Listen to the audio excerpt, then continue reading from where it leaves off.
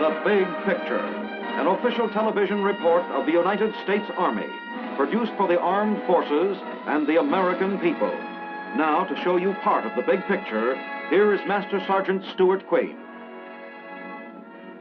Since the beginning of time, man has been devising weapons of destruction. Each new weapon appeared to be the end of the foot soldier. Yet the foot soldier, through the centuries, continued to be, as he is today, the backbone of every army. What about the latest of man's weapons of destruction?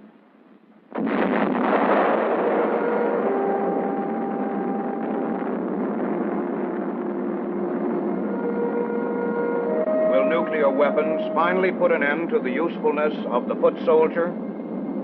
We believe the answer is no. Because with each new weapon, man has devised new defense against the weapon and has learned to fight and survive. Let us look at some of the weapons of the past that have challenged the fighting man. There was the slingshot, employed by David against Goliath, and used as a weapon in the armies of Alexander the Great, who also developed the forerunner of modern artillery, the catapult, and the ballista, weapons of intense destruction in their time. The major weapons of antiquity were the great spears of the Greek phalanx, the short sword and shield of the Roman legions, and the broadsword of the armored knights. The adoption of the armor-piercing crossbow about 1100 AD was supposed to have made war so horrible that no man would dare to use it, and war would become obsolete. Shortly afterward, the longbow developed by the British could shoot 20 aimed shots every minute at ranges up to 200 yards.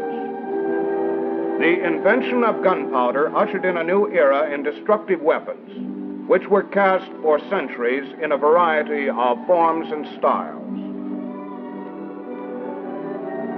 By the 19th century, rapid-fire weapons such as the Gatling gun entered the battlefield. World War I saw the development of automatic small weapons like the machine gun, and the giant artillery piece, the tank, and the airplane. In World War II, these weapons became even more potent threats to the foot soldier.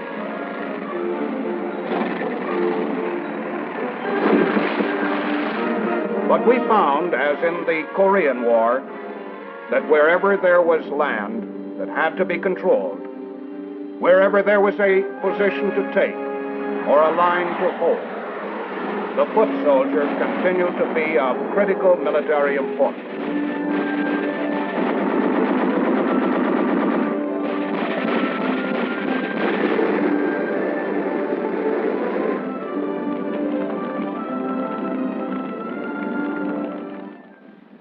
The battleground of the future may well be a nuclear battleground, and the nuclear weapon is perhaps the greatest challenge to the foot soldier in military history. The United States Army believes it is a challenge that can be met, and that today's soldier has a chance of surviving this new weapon, just as the soldier of the past was able to survive the weapons of his day. Today on The Big Picture, we would like to show you a training film made by the Army to orient the soldier in methods for his individual protection against atomic attack. However, many of the methods employed are equally applicable to the citizens of our country in the event of an atomic attack. This is Hiroshima. We've learned a lot about the atomic bomb since this one was dropped. We don't have all the answers, but some lessons are very clear.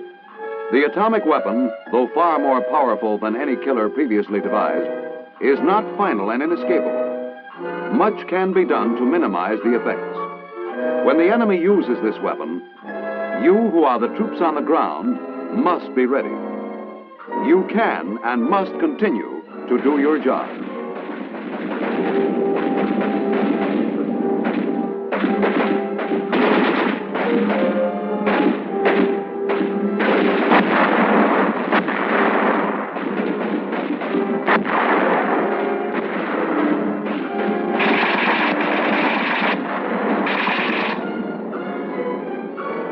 Understanding the atomic weapon and the defenses against it is important for the frontline soldier.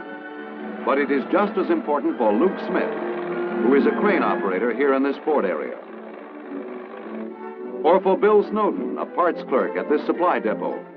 In fact, rear area depots and communication centers may be more attractive targets for enemy atomic weapons than troops in forward areas.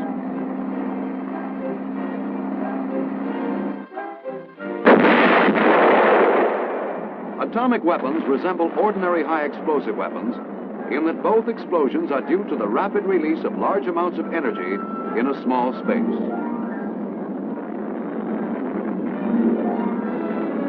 Weight for weight, the release of energy in the atomic weapon is far greater than that in the high explosive. But they are alike in releasing their greatest energy in the form of blast. Let's look inside this atomic explosion and see what is taking place. The greatest part of the energy, about 50%, is being released in the form of blast. The direct action of the blast, striking with tremendous force, is particularly effective against almost all types of buildings.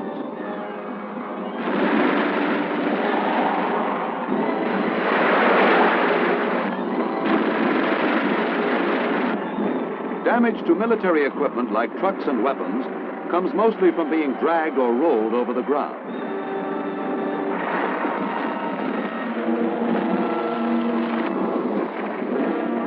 Armored vehicles, because of their greater weight, are more resistant to the shock waves.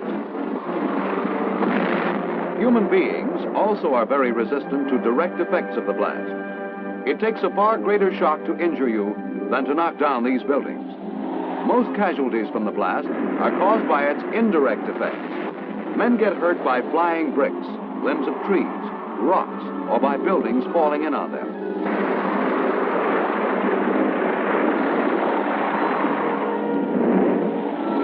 Of course, if you are standing in the open, you can be picked up and hurled through the air until you come to a sudden casualty-producing stop.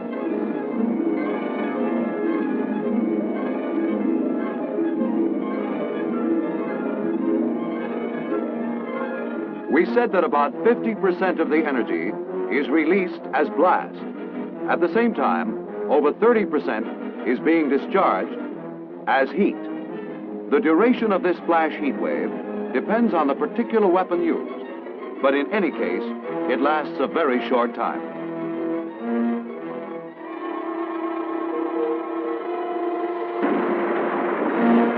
Traveling at the speed of light, it has line-of-sight characteristics. That is, if you are directly shielded from the rays, they cannot burn you. Anything that casts a shadow will offer some protection. Smoke and fog also cut down heat. Of course, if you are in the open, in clear weather, you may be a casualty from heat radiation. Flash burns are common after an atomic burst. But remember, the heat radiation from an atomic explosion is no different from any other heat. The burns are the same as any other burns. Simultaneously with the blast and heat, the explosion releases a small amount of its energy, only about 15%, as nuclear radiation. Except for the size of the explosion, this is the only difference between the atomic weapon and the ordinary high explosive.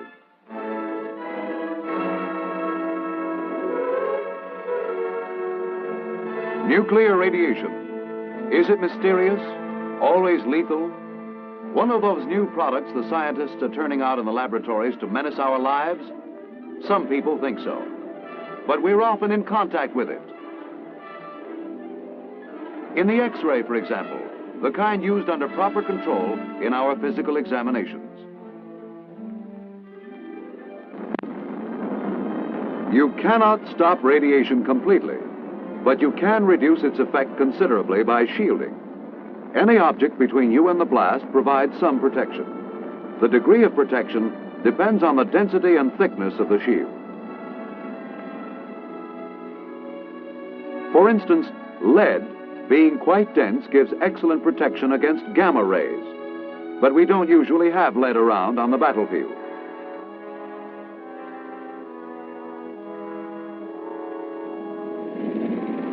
Steel, however, is a very good substitute. 1 1/2 inches of steel reduces gamma radiation by 1/2.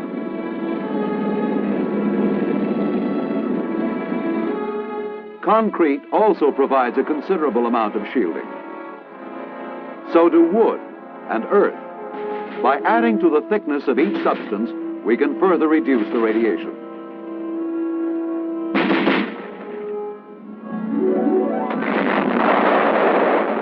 In an airburst, the radioactive fireball is carried upward and out of effective range very rapidly.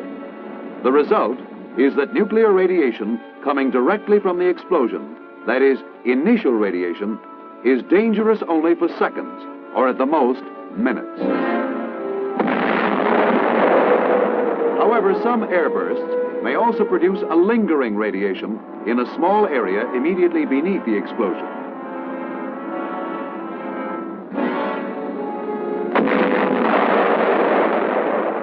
Surface blasts, and those underground, also will produce this lingering or residual radiation, which contaminates the area for a considerable period of time. This occurs because explosions at ground level or below it suck up great amounts of dirt and rock into the mushroom cloud, where radioactive particles adhere to them. Much of the material falls back to Earth in the general vicinity of the blast, leaving the area highly contaminated. But many fine particles of the dust will drift away with the wind, and as fallout, eventually contaminate a much wider area.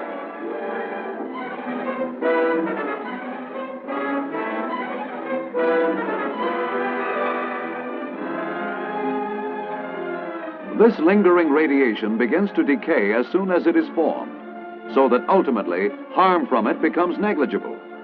The extent of your danger depends on the amount of radioactive substance which has fallen out in the area, how much time has elapsed since the explosion, and how long you remain in the area.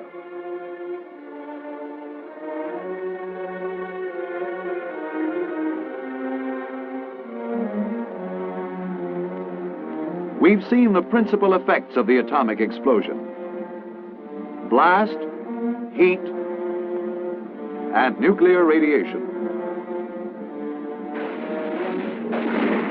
Keeping in mind that your first priority, as always, is to perform your assigned task, now let's see what protective measures you can take against an atomic attack. Largely, the precautions are the same as you would take in any high explosive attack, applying the lessons you learned in your basic training. If learned well and practiced, these will put you in the best position to survive and carry out your mission. Prior to an atomic burst, perhaps your most basic defense is to keep as much of your body covered as possible. Clothing should be worn loose, with sleeves rolled down. Loose clothing has airspace that gives good insulation from heat. Although it cannot shield you from initial radiation, it will protect you from heat. These men have no protection against heat. They're inviting severe burns. Whereas these men have considerable protection. Field clothing is being developed to give you improved protection from both heat and nuclear radiation.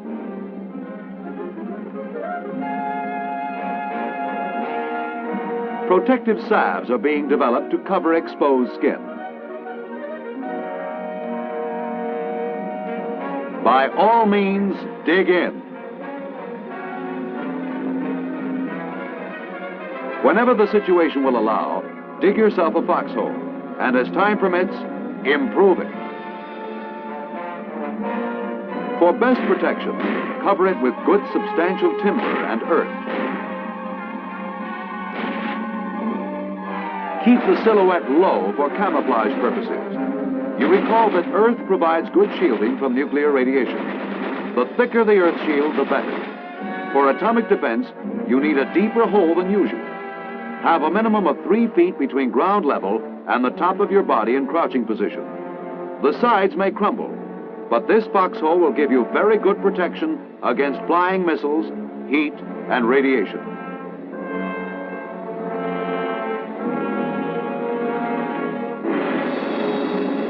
This applies even when fairly close to ground zero.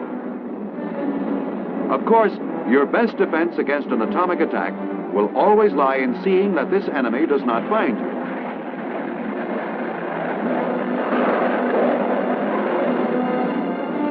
Effective counterintelligence, including camouflage, is most important in denying the enemy target information about your area.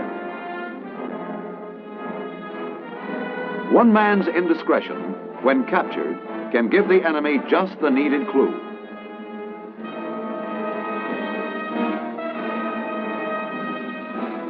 Improper concealment of your positions can show up quite clearly on enemy aerial photos.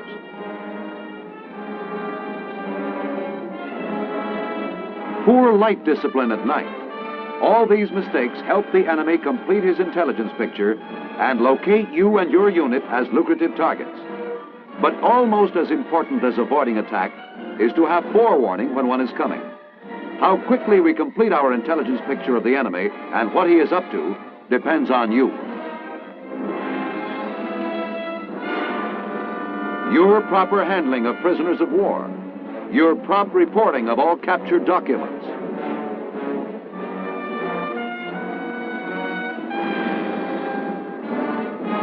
report any activities by the enemy, his use of protective clothing and other special equipment,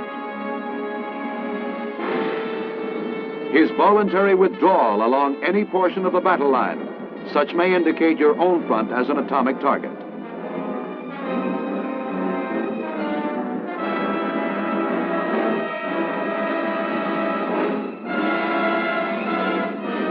When his attack comes, we need alert observation to pinpoint the enemy. This and a good warning system can buy time to spread the word and take cover behind earth, behind steel, or if you're in a built-up area, behind concrete. If your only shelter is an open foxhole, stretch your poncho or whatever is available over it. You've already heard that cloth gives considerable protection against heat. If you don't have a shelter or can't get to it, take advantage of the best cover available, a fold in the ground,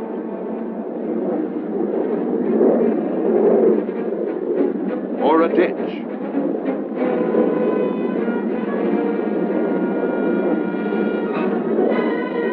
In a building, get onto something substantial. A counter or desk will protect you from falling debris. In case you're in the open where you can't get to any covered position, hit the ground wherever you are and cover the exposed parts of your body, even if you have no warning before you see the flash.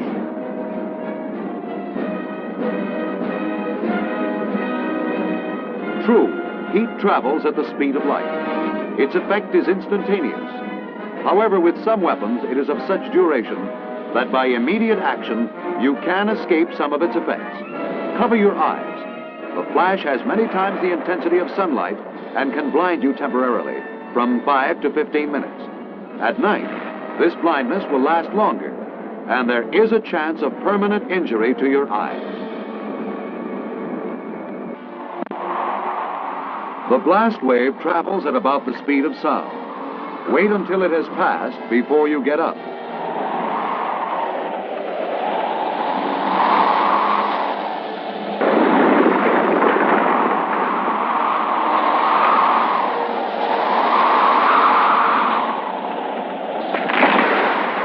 You'll have no difficulty determining when it has gone.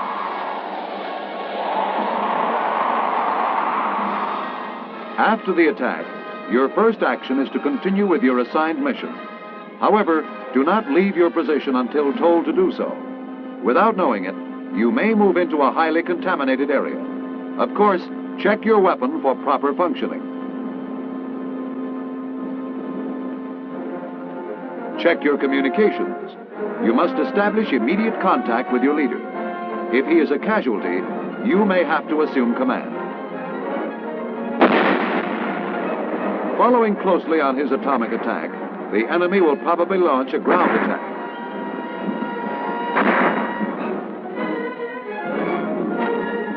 You must be ready for action to prevent being wiped out by rifle or bayonet. In parts of the area, a great deal of dust and smoke will be lingering from the explosion. Where breathing is difficult, a handkerchief tied over your face will be helpful. Or a dust respirator. A protective mask might also be used.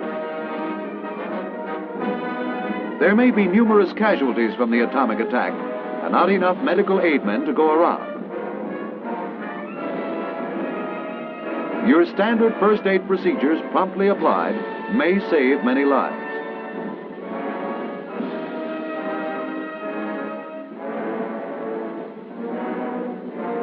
Bleeding is a primary concern. Know how to apply a pressure bandage. And you may have to apply it to yourself. Know how to apply a tourniquet.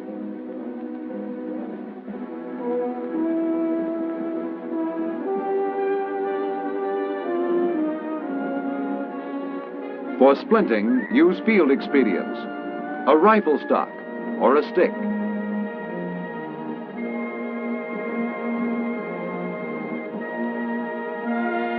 This man is suffering from burns. Give him salt tablets and plenty of water. Basic procedure for shock is to keep the man comfortable. Loosen his belt and shoelaces. If he's cold, cover him. You may also be designated to remove the wounded from the field. The one-man carry can be used effectively.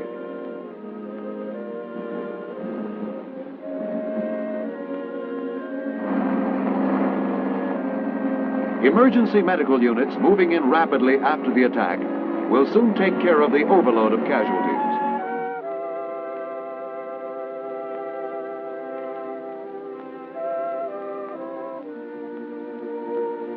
Following surface or underground bursts, the area will be contaminated for some time.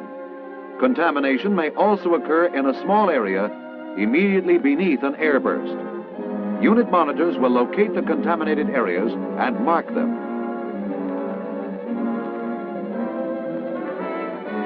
This is your atomic contamination marker. Black Y on a white triangle, front view. Rear view. You will be told when you can enter safely into such an area and for how long. Have faith in your leaders. They will ensure that you do not get more radiation than is absolutely necessary. When you are required to remain in a contaminated area, you can reduce exposure to lingering radiation by scraping paths between positions. Scrape down the sides of your foxhole.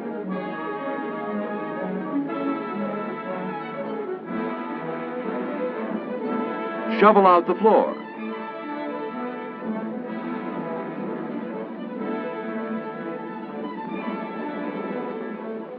Your weapons and equipment may also be contaminated by radioactive fallout.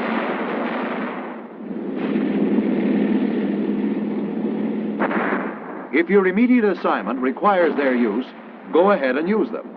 The risk from not carrying out your job will be more critical than the amount of radiation you get. You can decontaminate your equipment in the field by sweeping or scraping it down.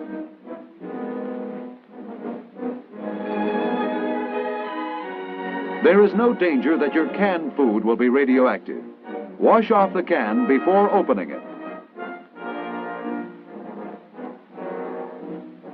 Soap and water, the best way to decontaminate yourself and your equipment. Be particularly careful to remove the dust from those parts of the body covered by hair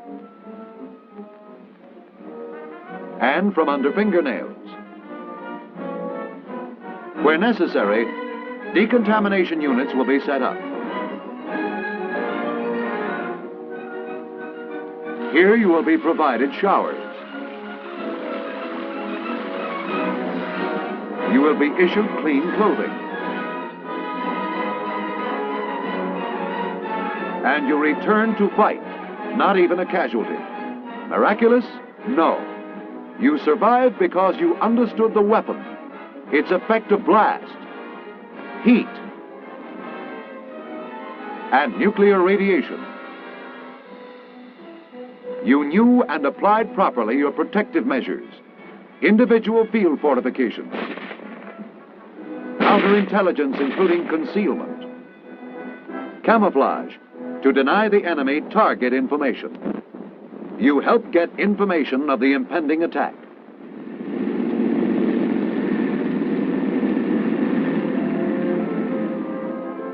You had a good warning system.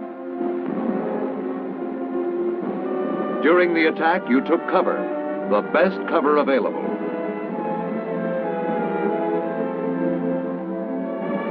Even when caught in the open. Afterwards, your first aid saved lives. Using your CBR training, you avoided undue exposure to lingering radiation. You quickly decontaminated your equipment and yourself.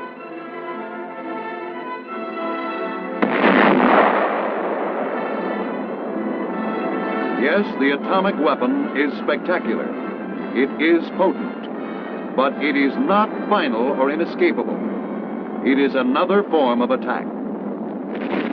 As long as wars must be fought, soldiers are going to keep on fighting and living. Living and fighting, just as they always have. And as always, the odds will favor the man who knows. Today, the Army is training its soldiers against possible nuclear warfare. As you have seen, part of this training is to familiarize as many soldiers as possible with actual atomic detonations, showing them the damage such weapons can inflict, and teaching them the most effective methods of defense against atomic attack. There is no minimizing the potency of the nuclear weapon, but today's soldier, well informed as to the nature of that weapon and well trained in test explosions over the last few years, has a better chance of survival on the atomic battlefield.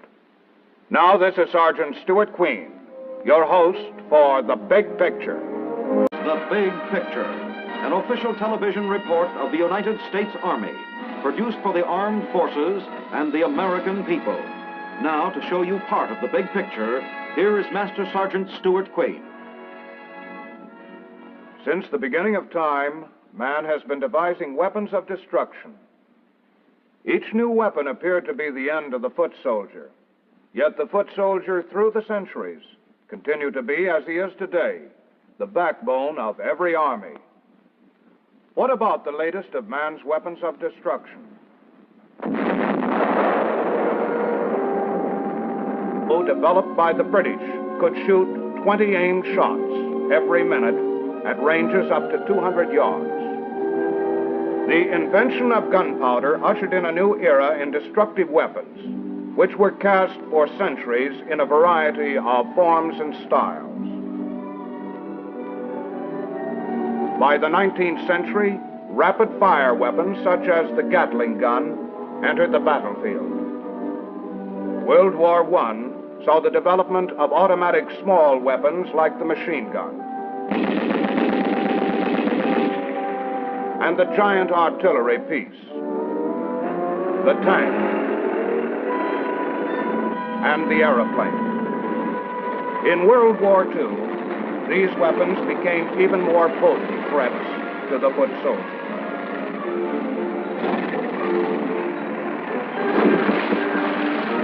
But we found, as in the Korean War, that wherever there was land that had to be controlled, wherever there was a position to take or a line to hold, the foot soldier continued to be of critical military importance. Runner of modern artillery, the catapult, and the ballista, weapons of intense destruction in their time. The major weapons of antiquity were the great spears of the Greek phalanx, the short sword and shield of the Roman legions, and the broadsword of the armored knights.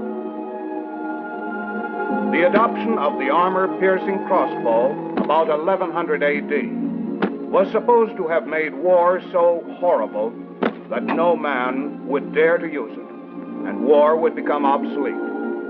Shortly afterward, the longbow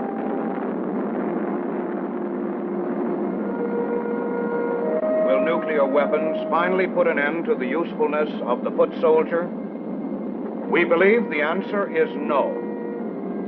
Because with each new weapon, man has devised new defense against the weapon and has learned to fight and survive. Let us look at some of the weapons of the past that have challenged the fighting man. There was the slingshot, employed by David against Goliath, and used as a weapon in the armies of Alexander the Great, who also developed the forerunner